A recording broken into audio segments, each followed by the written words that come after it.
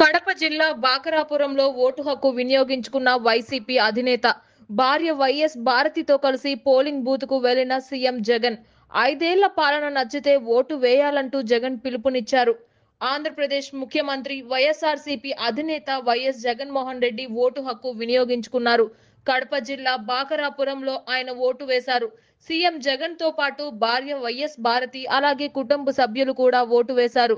ఈ సందర్భంగా మీడియాతో మాట్లాడుతూ జగన్ ఆసక్తికర వ్యాఖ్యలు చేశారు. గత 5 సంవత్సరాల పాలన చూశారని, తన ప్రభుత్వంలో లబ్ధి పొందారని భావిస్తే మెరుగైన భవిష్యత్తుకు బాటలు వేసే పాలనకు ఓటు వేయాలంటూ ఆయన ఓటర్లను కోరారు. ఈ మేరకు మీడియాతో మాట్లాడారు జగన్. మరోవైపు ఏపీ వ్యాప్తంగా పలువురు కీలక రాజకీయ నేతలు కూడా ఉదయాన్నే ఓటు వేశారు.